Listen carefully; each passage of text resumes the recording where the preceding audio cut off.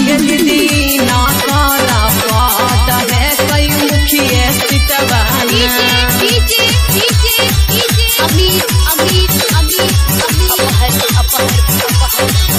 और संजय भैया के दिहायब की भोटवा के चाची आगे संजय भैया के दिहायब की भोटवा के चाची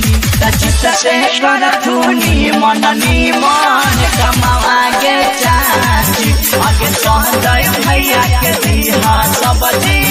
ताई के चाची बहकावा में नाली है केहू से नोटवा के भौजी बहकावा में नाली है केहू से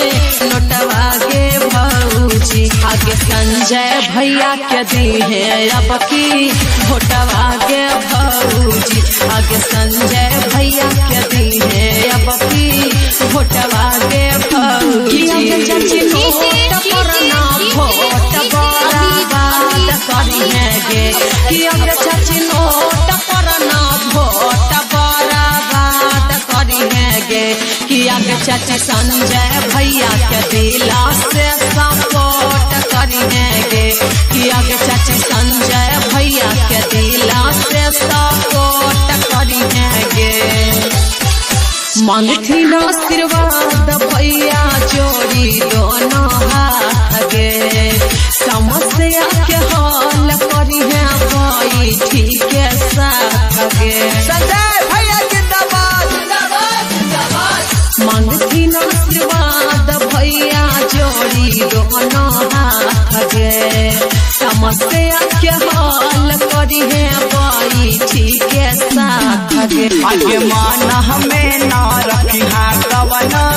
खटवा के चाची आगे माना में ना रखी कवन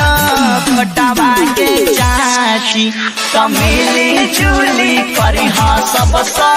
फोटवा के चाची आगे संजय भैया के दी सब फोटवा के चाची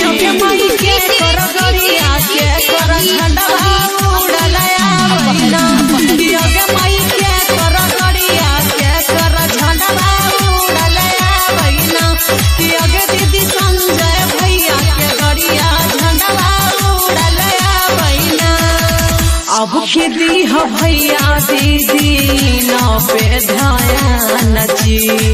साचा दिल के हाथ इंसान जय भैया इंसान जी संजय भैया